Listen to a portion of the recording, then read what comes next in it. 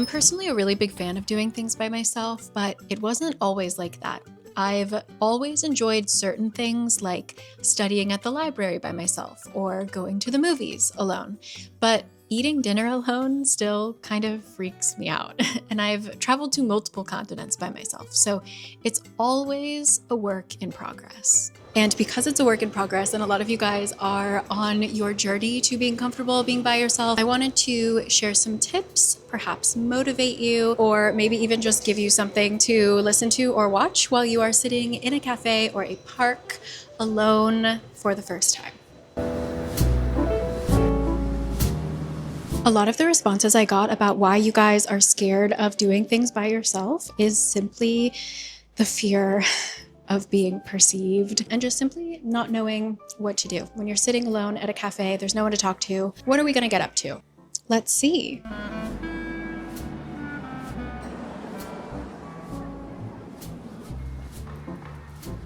So I always say, whether it is taking yourself out to a cafe or going to a different country, I really think it is a kind of practice makes almost perfect situation. And the only way to get more comfortable is to start. It is literally exposure therapy 101. You've just got to do it. And I'm going to give you a little sneak peek into my brain. What I think when I see people who are alone, since a lot of you guys say fear of being perceived, right? Which I totally get. When I see someone sitting alone, let's specifically talk about cafes because that's what we're doing right now. I either, number one, do not notice. My eyes glaze over, or I probably think that they're very cool. I'm like, ooh, what are they up to? They look mysterious and cool. I guarantee you, if I see you sitting in a cafe, reading a book alone, you will be the coolest person in that cafe, in my eyes. And I think that's something really important to remember is that our brains tend to notice or latch onto things that we either like, we find cool, we find interesting, or we notice things that we are already self-conscious of. So for me, I don't really register people who are sitting alone because it doesn't bother me. Either they're cool or they're invisible.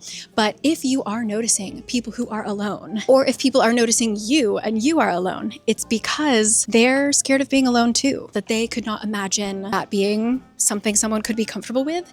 So at the end of the day, you are either looking really interesting to someone or you're inspiring someone. And if there's that one random person that is like, ew, what a loser sitting alone, first of all, they're a gremlin who thinks that way. And second of all, they are likely insecure and unable to imagine someone being happy by themselves. They're uncomfortable with you because they're uncomfortable with themselves, if that makes sense. And that's the really great thing about learning to be comfortable by yourself is that you are comfortable and you gain a new confidence. You know that you can get into situations and you can get yourself out. You can have a problem and you can solve it. You realize how resilient you are. It's really an important skill to have. I do think that obviously we should also be spending so much time with our friends and really cherish them. But I think we also really need to learn just how to be okay alone. If you get lost, you can find your way home. But now we're going to find a cafe.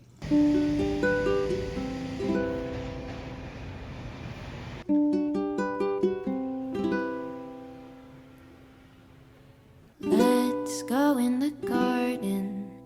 You'll find something waiting right there where you left it, lying upside down. When you finally find it, you'll see how it's faded. The underside is lighter when you turn it around. Everything stays right where you left it. Everything stays, but it still changes ever so slightly, daily and nightly, in little ways when everything stays.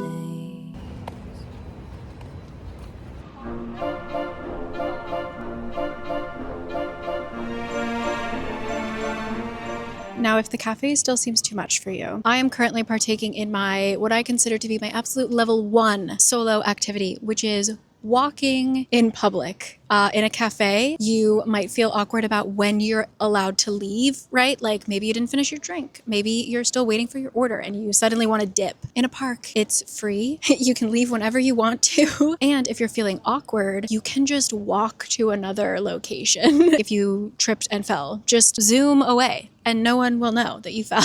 But as I'm walking around Seoul Forest, which is a little bit of a maze, another good topic that you guys brought up was that you guys are bad at directions. So many of you are like, I'm so scared of getting lost, never finding my way back home, which I'm laughing, but like it's a very genuine fear.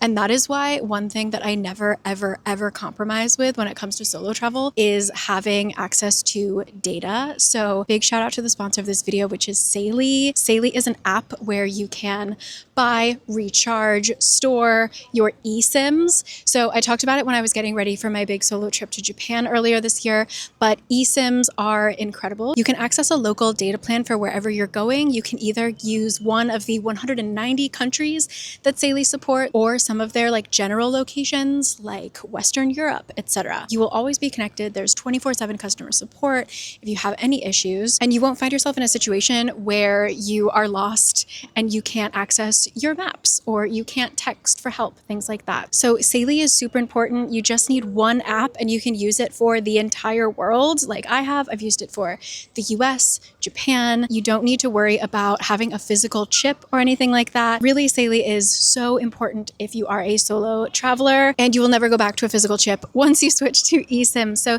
thank you so much to cari. I will have a link down below, but you can get a special 15% off offer if you use my code CARICAKES, or you can go to cari.com/caricakes. All that info will be down below, but stay safe, stay connected, have data, use an eSIM. Thank you so much to cari. And it is very toasty. I know that I'm in a sweater, but it was cool today. And now it very suddenly is not cool, and it is wet. It is summer now. So I'm going to take a quick little tour around the park, and then I'm going to head home. And you and we have now covered level 1, walking. Look at me, walking alone. You can listen to a podcast. You can listen to nothing. No one's going to notice because you're on the move, right? We have also cleared level 2, sitting in a cafe, read a book, draw. You can also listen to a podcast. That cafe that I was in, every single person was there alone. It's not that big of a deal. And again, nobody noticed. I gathered that people were there by themselves, and then I read my book. But now we're going to up the stakes. We're going to go a level higher, and I want you guys to be able to travel. I want to help you if you are here and you are scared of leaving Seoul. I want to get you to Suwon this summer. That is my goal. I want you to send me pictures. I want you to visit Suwon. So we're going to head to one particular neighborhood in Suwon, which is so walkable. All you need to do is get yourself there, which I will show you how to do. Then you can just walk around. Cute cafes, cute historical places to see. So yeah, that's what we are going to do. Level 3, taking public transportation to a smaller city near you. And I know that a lot of this has to do with privilege of having transportation, having public spaces that are free, having cafes that are nice to sit in. So again, this can't apply to every single situation, but I hope that you can kind of look around you and see what you can do by yourself to just get more comfortable. So anyway, let's see what Seoul Forest has to offer us today, and I will see you in Suwon. Not going according to plan. Some things I just won't understand. Never controlling ways up and molding, folding up time in your hand.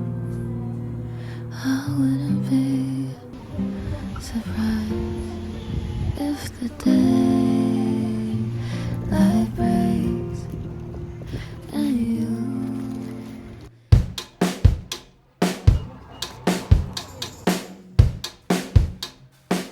Hello, testing. Okay. Oh man.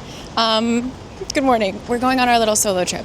This is your challenge for the summer. I'm talking and walking fast because I might miss my bus. There's many ways that you can go to Suwon. I'm going to show you how to do it via the bus. Also, I have not been here since they have made this an escalator. Exit 12, Gangnam Station. Amazing. Step 1, get yourself to Gangnam subway station. Step 2, get to exit 5 and 6, which is a journey in and of itself. We're going to be taking the red bus. It's number 3000, and it's going to drop you right smack dab in the middle of the neighborhood that we want to go to. One thing that's really great about buses here, transportation in general, is that your T-Money card will work anywhere in the country, like from the DMZ to Jeju. And a reason why I prefer taking the bus is because it's made me a lot more confident in like knowing where I am. So I can look out a window and start to learn what a neighborhood looks like before I even go there, or before I've never visited some places, but I feel like I know what they look like just because my bus route constantly cuts through them. It also gives you ideas of like new places you could try to go. And if you're nervous about like missing your stop or something, the reason why I particularly love Suwon is this bus, the 3000, cuts directly under the fortress, and right after that is when you get off the bus. So as long as you're looking out the window and you notice that we are driving by some giant ancient building, just get off the bus. It's easy. Even if you can't understand the announcements that they're making. I'm gonna start walking even faster, looking crazier.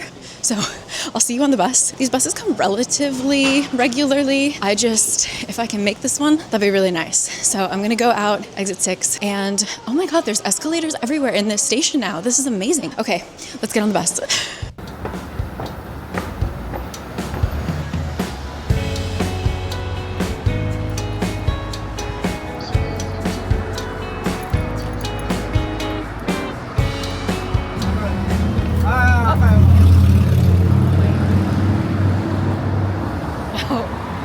Okay, little hiccup there.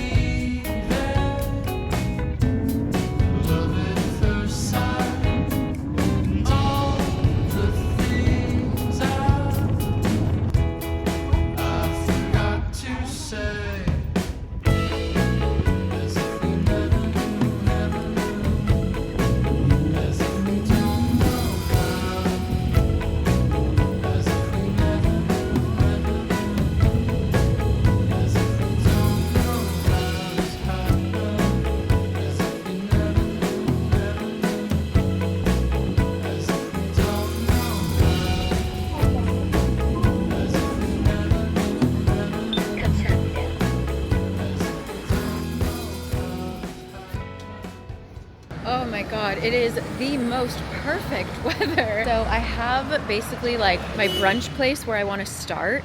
And then we're gonna just kind of walk over to, last time I was here, I saw a bunch of really cute shops. So we're just gonna walk into that neighborhood, but I don't really have a set plan. I'll obviously mark everything down in the description box as usual, but yeah, welcome to Suwon. It's beautiful. And of course, we're gonna go see the fortress wall a little bit later, but brunch first.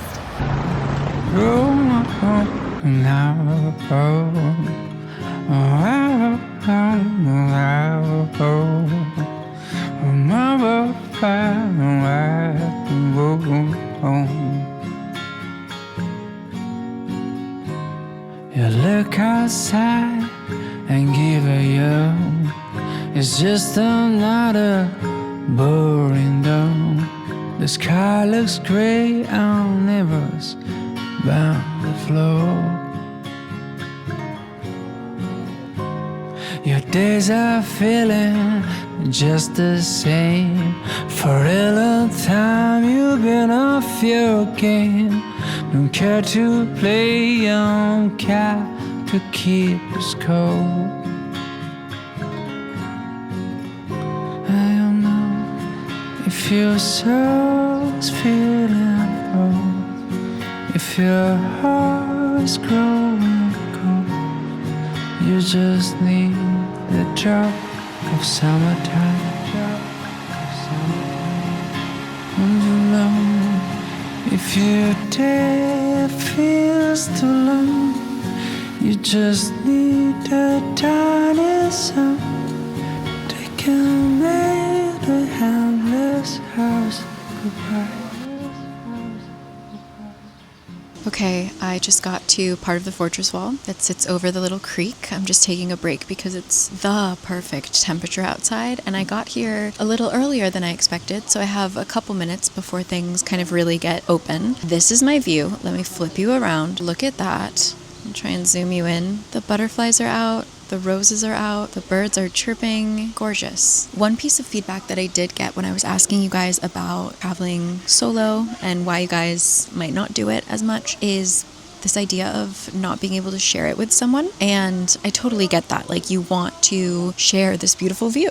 And so some things that I would recommend is start vlogging. Like, that's kind of why I even started this channel, is that my best friend went back to the US and I still wanted to do all the things that we did, but I wanted to share it. And so I just shared it with my camera. But if you don't want to vlog, you can send photos to your friends and family. Just be like, look at what I did today. Finding like Facebook groups or anything like that where people traveling solo or people looking for ideas of what to do in your hometown, things like that. I think that in a weird way, solo traveling can also help you build a community, if that makes sense. Yeah, I saw this one person, I mean, I think it was a joke, but he was talking about how like his wife, I guess, has a job in which she cannot look at the phone throughout the day, and so he kind of makes almost like a newsletter of what he did that day with like little pictures and stuff. Just share it in the group chat, like whoever you're thinking of like, oh, I don't want to solo travel because I want to share it with someone.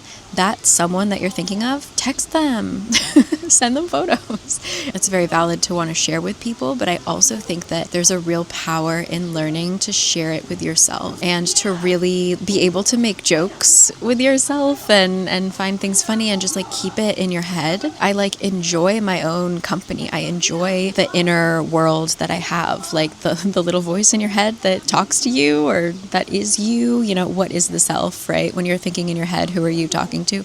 I enjoy that, the company of that, just me. And I think that is a really powerful thing to have. It kind of depends. Sometimes I like to do things by myself and have just like quiet, reflective time, and sometimes I like to vlog it, or I like to share photos with like my family and friends. And I also feel like I notice things more when I'm by myself. Like, traveling with friends is really great because you're present with your friends, you know, or your loved ones or whoever you're traveling with. But like, even just now when I saw that man painting, I stood there for a while, and I feel like because I didn't have someone to necessarily share that moment with, I felt it almost more intensely. It's, you know, like when someone says like, wow, isn't that beautiful? Suddenly it looks slightly less beautiful, like you kind of ruin the moment. It kind of feels like that, where like I almost cried when that other guy was walking by and stopped to look at the man painting. I could have turned to my friend and been like, oh my God, isn't that so cute?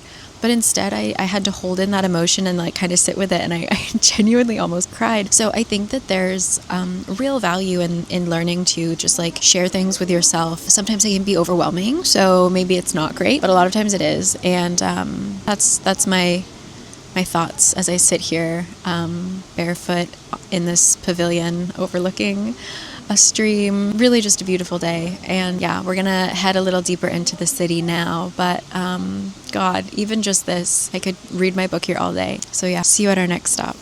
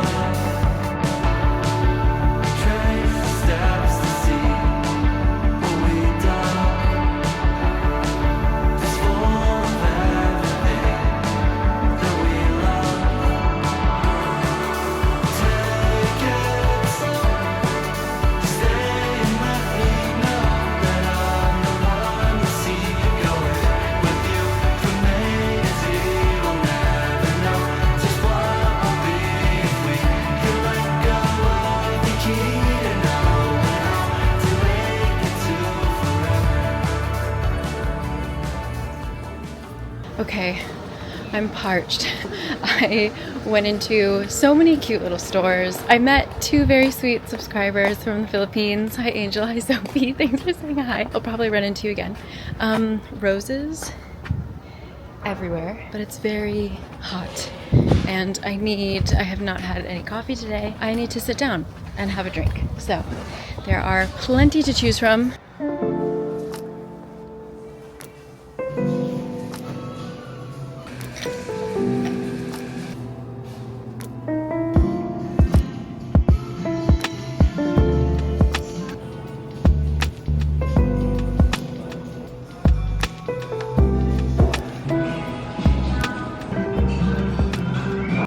Okay, now if this was my first time in Suwon, I would go from that cafe, having taken a little rest, to the palace here in Suwon.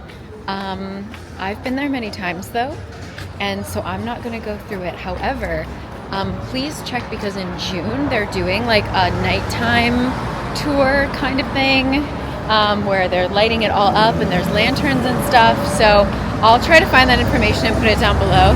Instead, I'm gonna get some sugar. I realized I haven't had any caffeine. I didn't get coffee at that place. Cute little dog. Really nice out. I'm gonna get an ice cream and sit outside. That sounds amazing. So I'm gonna cross to the shady side of the street and we'll chat in a sec.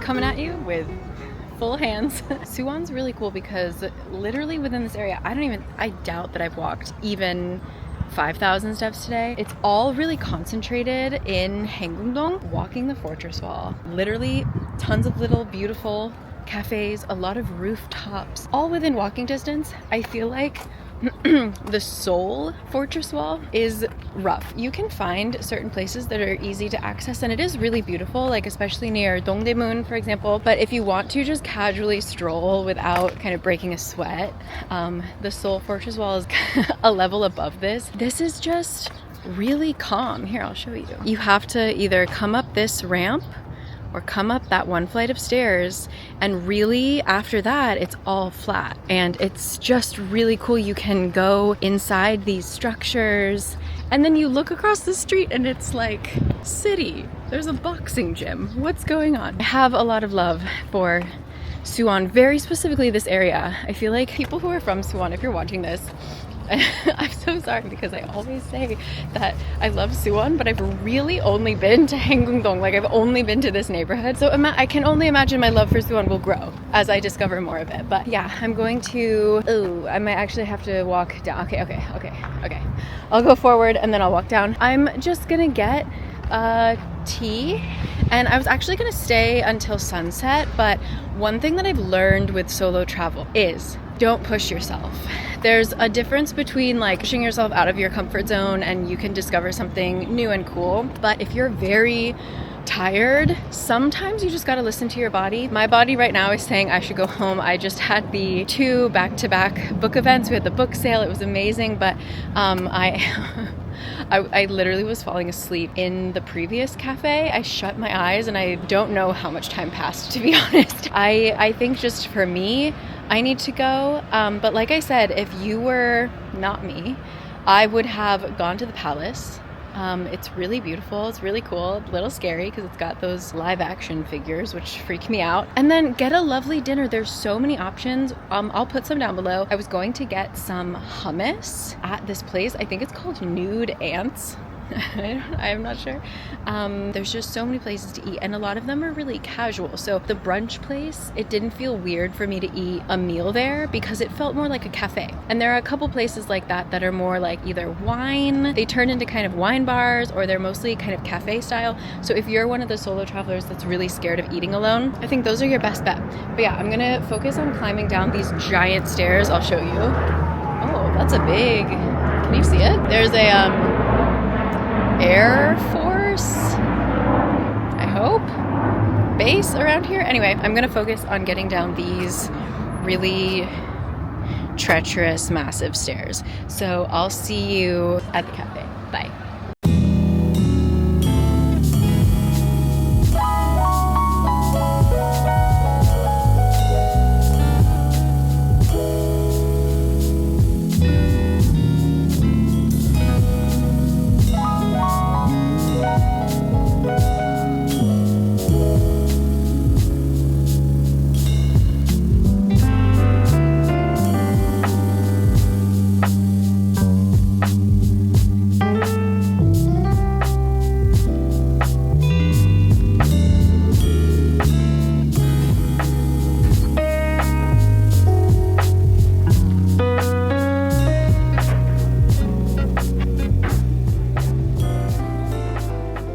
Okay, dear friend, time for me to head home. All of my batteries are dying, and including right in here. I'm going to take the bus home. You can take the 3000, like from where you got off, just cross the street to the other side. Take the 3000 right to Gangnam Station. It's gonna drop you off literally where you got back on. So you can't get lost. I'll talk to you when we're back at the house, but thanks for coming with me to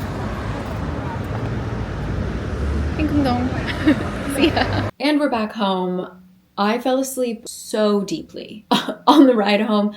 I feel like I went into a different dimension, but here I am. So that's that. Easy, simple. I thought I was going to go to Suwon and stay the entire day and like see the sunset and stuff. But to be honest, I had to come home to help Kurt with something for work and I was really tired. Sometimes we kind of overestimate ourselves, especially when I like to get to things right when they're opening. That means that I started my day at 11. So I would have been spending 8 hours in Suwon, which is something you can do. But I do find that that's something when I'm by myself that I like to take little breaks. So if I'm traveling abroad, maybe I would go back to my hotel for an hour or something before I go back out to dinner. But I tried to do that in Suwon and just kind of rest in a cafe, and I literally fell asleep. In Moen is what it's called. I fell asleep. So I took that as a sign to come home. So yeah, I hope that any of the things that I chatted about kind of help inspire you to get out there, even if it's something as simple as